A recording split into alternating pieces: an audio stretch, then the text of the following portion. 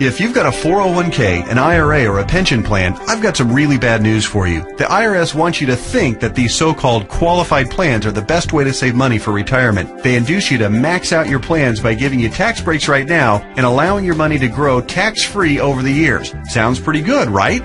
Wrong. The fact is that putting money in your 401k or IRA is almost the worst thing you could do for your retirement, because you're going to be taxed out of your gourd when you finally retire and need the money the most. Then, when you die, guess what? The IRS will hit you with a double whammy. They'll tax your estate when you die, then they'll tax whatever is left again when it is inherited by your heirs. And on top of the tax problems, you'll also have to deal with market volatility that can kill your portfolio. Just think about 2001 and 2008. What if there were a way to avoid tax burdens at retirement, avoid portfolio killing down years in the market, and virtually eliminate any worries you may have about outliving your money during retirement? On this video, I want to show you an IRS-approved class of tax-friendly retirement savings vehicles that beats the pants off your IRA, 401k, or pension plan. They've been around for years, are offered by the oldest, largest, and most financially stable institutions in the world, and allow your money to grow tax-free, just like your current qualified plan, but has zero taxes when the money is dispersed at retirement. Think about that for a minute.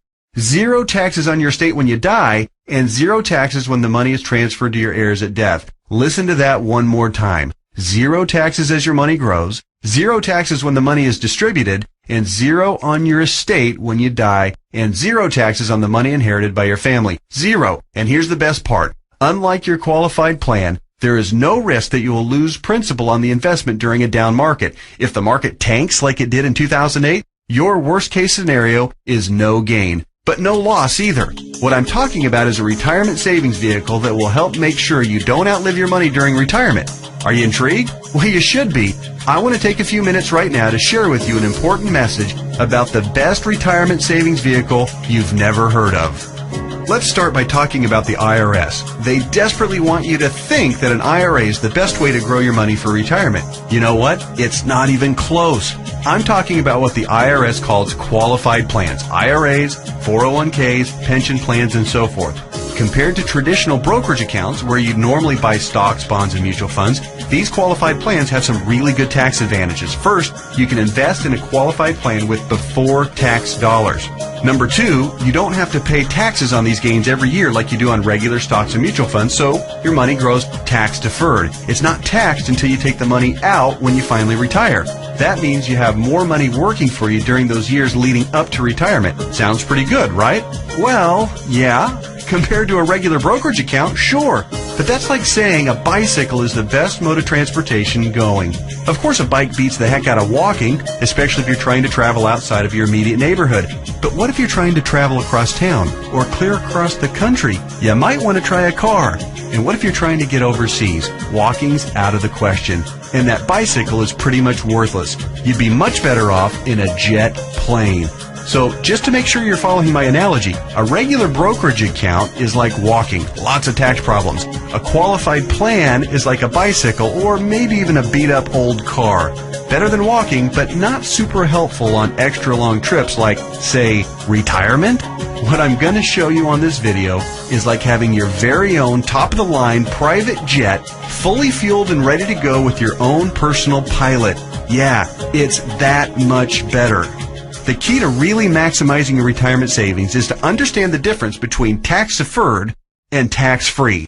Under the IRS qualified plans that you probably have right now, your money is growing tax-deferred, which inherently means that it will be taxed at some point in the future.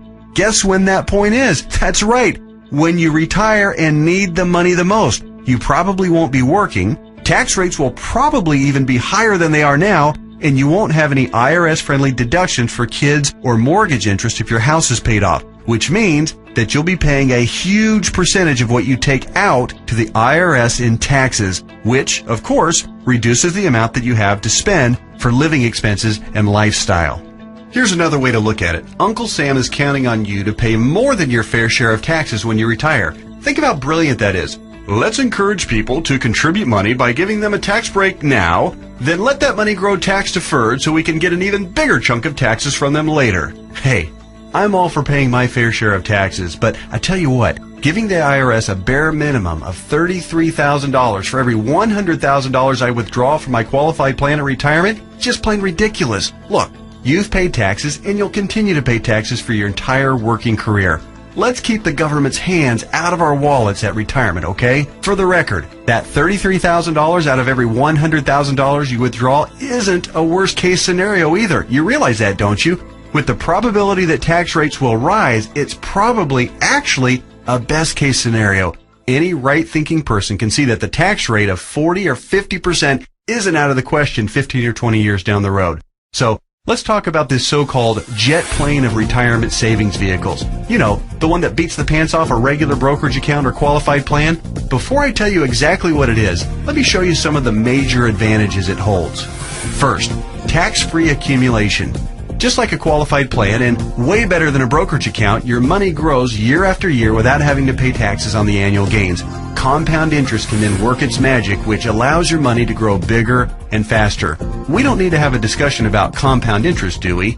If you're not familiar, just go to Google and type "the greatest miracle of growing money ever known to mankind" and find out about the greatness of compound interest. Second, tax-free distribution. Here's where your current qualified plan starts to look really bad. When you hop on board the jet plane of retirement savings vehicles, your money not only grows tax-free, but you can also actually distribute the money at retirement tax-free. That means that on the same $100,000 distribution I just talked about, you keep all of it, regardless of the then current tax rate. 30% tax rate? You won't care. You'll pay no taxes. 40 or 50% tax rate? Let everyone else worry about that. Your retirement savings can be used tax-free. $100,000 means $100,000 to spend, not $67,000 or less. Which do you prefer? Third, tax-free transfer. With a qualified plan or with a regular brokerage account, your money will likely be taxed twice when you pass away. Once on the amount left in the account when you die, and then again when your heirs receive the leftovers as income. Great for the IRS, horrible for your estate.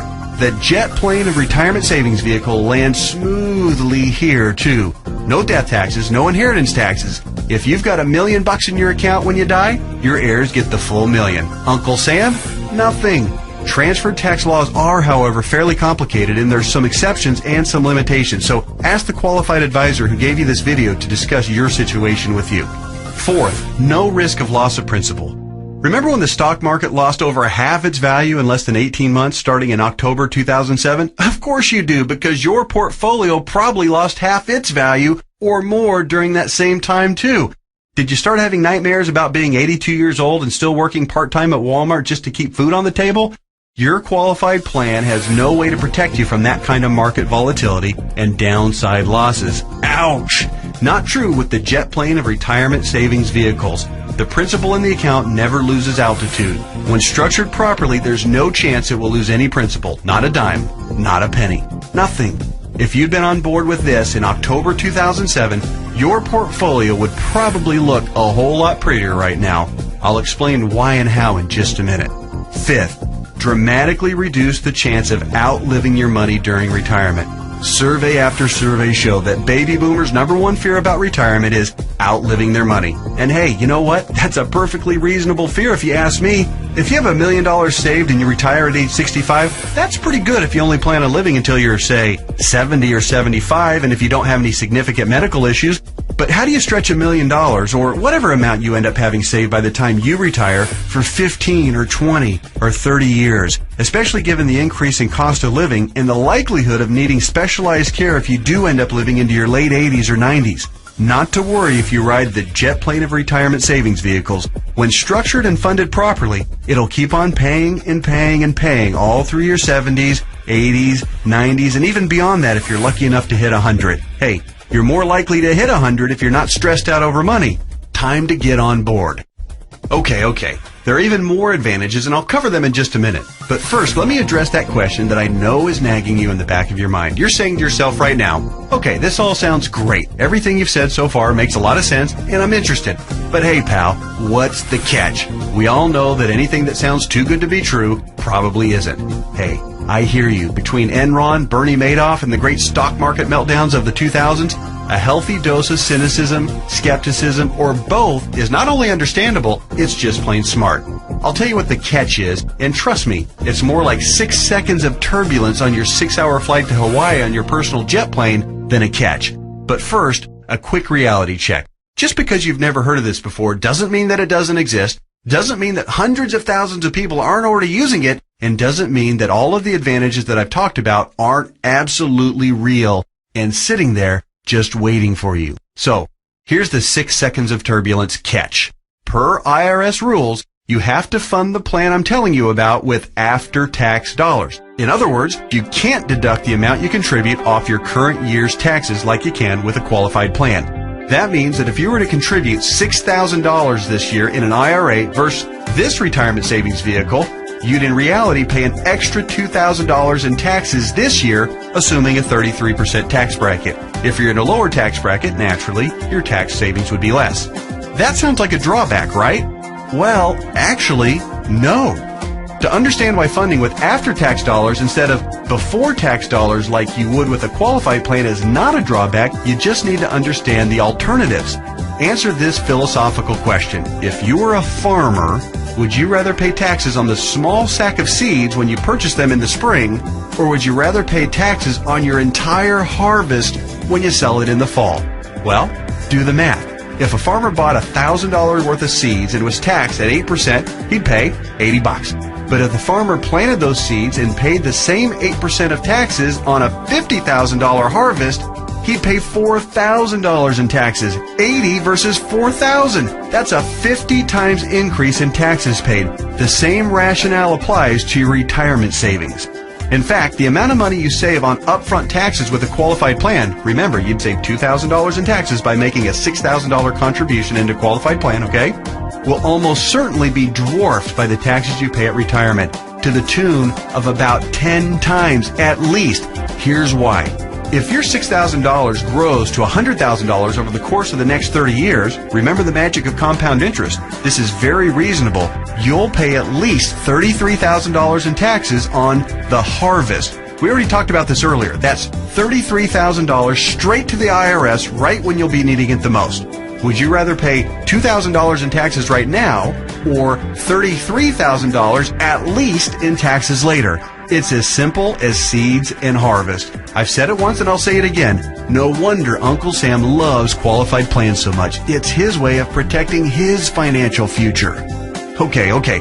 So let me go ahead and draw back the curtain and show you what the jet plane of retirement savings vehicle is. Just do me a favor and hear me out, because I'm going to admit it right now, right up front, it might sound a little, well, boring right at first. That's because it's a life insurance product called Indexed Universal Life Contract, or IUL for short. Stick with me, Skipper. Don't be fooled by any stereotypes of what you may think an IUL is. This is different than any kind of whole life or variable life or universal life plan that you may have heard about or purchased in the past. The fact is, IUL is a lot more about savings than it is about life insurance, although it does do a nice job of providing that too. Hopefully the tax advantages and principal protection advantages I've told you about are clear enough and big enough to keep you interested. But you also need to know that the IUL, when structured and funded properly, beats the pants off of any other kind of retirement savings plan in every comparison category that matters, including growth potential, risk avoidance, liquidity of funds, flexibility of contributions, flexibility of distributions, longevity of distributions, and fees. Everything. Listen, insurance companies, by law and by track record, are extraordinarily conservative. Yeah, I know that AIG tanked it, and you might be thinking that all insurance companies are going bust. Nothing could be farther from the truth. Life insurance companies that offer IULs, as a rule, have massive cash reserves. One company, as an example, had operating revenues in 2008, the worst year of the recession, of $14 billion. Earnings of $1.3 billion, and cash reserves at the end of the year of $12.8 billion. There's a reason people think of life insurance companies as old, stodgy, conservative curmudgeons, because they are. Their stodgy curmudgeonness is also part of the reason you've never heard of an IUL before. Life insurance companies thrive with things like risk management, actuarial tables, and other boring life insurance stuff. But they don't know jack when it comes to communications. Go online right now and read their brochures. It's like reading hieroglyphics. Boring, painful, obtuse, hard to understand, and that's just the table of contents. But that doesn't mean that this product, Indexed Universal Life, is anything less than magnificent for creating wealth.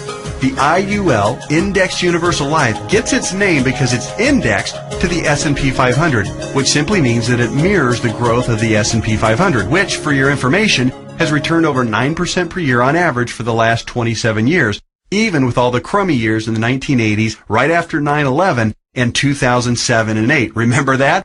But here's the best part, and what makes an IUL so darn attractive as a retirement savings vehicle. The reason IUL accounts, when structured properly, won't lose principal is because the lowest return guaranteed by the contract is 0%. Or in technical speak, they have a floor return of 0%. They can't lose money. If the stock market tanks for the year, your IUL contract doesn't take a big hit. It just stays even right where it is. Stated differently, an IUL locks in the gains during up years, but it doesn't participate in the down years. Take that, IRA. You can't even come close to competing with that. Everyone knows that portfolio losses are killers because you have to double up just to get back to even. You eliminate that risk with the IUL since your floor is 0% annual growth. No loss of principal. Compare that to the devastating 37.2% loss of the S&P 500 in 2008. If you were indexing your IRA against the S&P 500 and therefore did not have the 0% floor like you would with an IUL contract, if you had a $1 million portfolio on January 1st of 2008, you would have ended the year with just $628,000. Ouch! Even with the big bounce back year of 2009, where the S&P returned 23.6%, the $628,000 you had left after getting killed in 2008 would have only grown to about $775,000. Still deep in the hole. Not with an IUL. Now that brings us to the other catch of the IUL. It does offer the peace of mind of the principal protecting 0% floor, but it does also cap the gains on the upside. That means when the market has a huge growth year, your investment will be capped at somewhere in the 12 to 15% range, depending on the carrier and the contract. Don't bail out on me now. Trust me, this is not a big issue. In fact, quite the opposite. We're talking about 6 more seconds of turbulence on your 6-hour smooth plane ride to Hawaii. Here's why. Realize that huge gain years almost always follow what? That's right, huge loss years. 2003, for instance, was great, 26.3% gain in the S&P 500. But it followed 3 consecutive years, 2000, 2001, and 2002, of negative returns, 12.2, 13.4, and 24.1% respectively, negative all 3 years. Let's run those numbers. If you had $1 million in your IRA on January 1st, 2000, it would have fallen to approximately $878,000 at the end of the first year, then continued to fall to just over $760,000 at the end of 2001, and then plummeted to a measly $577,000 at the end of 2002. That same $1 million in a loss-protected IUL would have retained its worth at $1 million at the end of 2000, even though the market was down, remember? Still been worth $1 million at the end of 2001, and guess what? Still worth $1 million after 2002, even though the market got slaughtered. That's 3 consecutive down years and $423,000 in avoided losses. Wow. Then, in 2003, let's say that you were with an IUL carrier that had a 13% cap. Remember the big downside catch? It has a cap. Your $1 million would have grown to $1.13 million. It grew. Meanwhile, the qualified plan portfolio that tanked from $1 million down to just $577,000, remember that one? It would have gotten the full benefit of the 26.3% market gain, not a 13% cap like our IUL contract. Yay! But let me ask you this. Would you rather add 13% to $1 million or 26% to $577,000? 26% added to $577,000 only brings the account up to about $728,000. Again, compared to $1.13 million. This is a no-brainer. At the end of the 4-year cycle, you would have been ahead by over $400,000 with an IUL. This is real money in a worst-case scenario. The only way a qualified plan could possibly do better is if the S&P were to go up unfettered by over 15% per year for 5 or 10 consecutive years with 0 negative years. Do you really think that's going to happen? And even in the 1 in a million chance that it did, get ready to pay the tax man when you retire. I know these numbers can start to be a bit mind-numbing, but they're so critical for you to understand so you can see how to avoid getting crushed financially when you retire. Don't be afraid to rewind the video and watch that last section or the entire video again. I want to continue with the examples just a little bit further. We stopped our examples at the end of 2003. Remember, the IUL account that started with $1 million had weathered the storm and grown to $1.13 million. The IRA account hadn't done so well and had managed to eke back to $728,000, but only after a really strong 2003. Now, let's look at what happened in 2004, 5, 6, and 7. The S&P gained, in this order, 7.2, 1.2, 12.8, and 1.2% in those 4 years. Your IUL account, since it's indexed to the S&P 500, and since all of the gains were between the 0% floor, remember that, and the 13% cap, your IUL would have taken all of those same gains, 7.2, 1.2, 12.8, and 1.2%. That would take your $1.13 million account right to around $1.4 million by the end of 2007. Pretty good, right? Then, when the S&P got shellacked to the tune of 37% loss in 2008, since the lowest return your IUL account can get is 0%, guess what? The IUL account would have held steady at $1.4 million. No loss. Nice, isn't it? On the other hand, the IRA account would have grown from $728,000 to about $900,000 during those 4 good years. Still down by $100,000 since 2000, just in time to get crushed clear back down to $565,000 at the end of 2008. What would you rather have going into 2009? $565,000 or $1.4 million? This isn't a retirement savings vehicle for the ultra-conservative. It's a retirement savings vehicle for the ultra-intelligent. If you think market caps of 12 to 15% are a poor trade-off for a contractual guarantee of a 0% floor, you're just plain crazy. Naturally, past performance isn't an indicator of what will happen in the future, but I think it's safe to say that the market is going to have up years and down years. Protecting yourself from huge losses is one of the primary advantages of the IUL. It's impossible for me to overstate how superior the IUL is compared to your qualified plan. It's not even close. We've already covered the tax advantages. They're clear and evident. The risk avoidance issue is huge, and it favors the IUL by a country mile. But also remember, indexed universal life is also, life insurance. Here's what that means. If you die the day after you fund an IUL policy, or any time thereafter, your heirs will receive a death benefit tax-free. The amount of the benefit depends on the size and structure of your policy, but think about your qualified plan and brokerage accounts for just a minute. How much do they pay in death benefits if you were to die early? Oh yeah, none, because they're not insurance. Are you starting to see what I mean by the best retirement vehicle you've never heard of? Hey, that reminds me. Let's talk a little bit more about why you've probably never heard of an IUL before. I already told you that one of the main reasons was that stodgy old insurance companies have horrific communication skills. But there's actually a bigger reason, which is financial advisors almost never talk about IUL. Why is that? Simple math. Only licensed insurance agents can legally sell you an IUL, and most licensed money managers and brokers are not licensed to sell insurance. In other words, the guy who sells you your IRA can't, by law, sell you an indexed universal life policy. And if he can't sell it, he can't make any money on it. End of story. Your financial planner's motivation is to get you signed up for an IRA or 401k and then make money on you for life as your investment grows. They don't care about your future tax burden. Why should they? Seriously, call your investment advisor on the phone right now and ask about an IUL. Chances are 99% he or she has never even heard of it. And if they have zero working knowledge of how or why it works. How would they know? They don't know insurance products. They like to think they have a corner on the market of helping people save enough money to retire, but they don't. They're selling skateboards, bicycles, or roller skates and pretending like the big, shiny private jet doesn't even exist. The fact is, the IUL is the best possible wealth accumulation vehicle for your retirement. For most people and in most situations, it simply cannot be beat for tax advantages, safety, growth potential, liquidity, and flexibility. Alright, just one more quick topic and then we'll let your licensed insurance professional take over and discuss all the fine point details as they relate to your specific situation.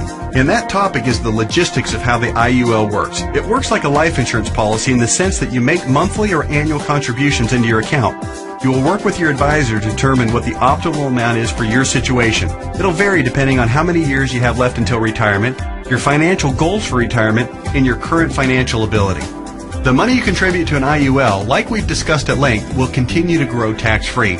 Unlike a qualified plan account, you may have access to your money at any time you want or need it without a penalty before or after you retire. That's what's called flexibility. When you do pass away, the balance of the account will be passed to your heirs tax-free, just like with any other life insurance policy. The IUL really does offer the absolute best of all possible scenarios. It's tax-friendly, it's safer than safe, and it gives you flexible access to your money. The next step is yours. You simply need to meet with a licensed insurance professional who gave you this video and discuss your particular situation. He or she will answer all of your questions, I'm sure you have several, and discuss all of your options. You may want to consider watching this video again, this time with a pen and paper handy to jot down any notes or questions you may have. Like anything else worthwhile, there are plenty of details to be covered and there's a bit of a learning curve. But whatever you do, don't do nothing. There's too much at stake. Don't fall prey to what I call the law of diminishing intent. You know what I mean. You intend to make the call and learn more, but you get overwhelmed with 1,000 little urgencies of life and you look up and a few months or even a few years have passed and you haven't done anything. So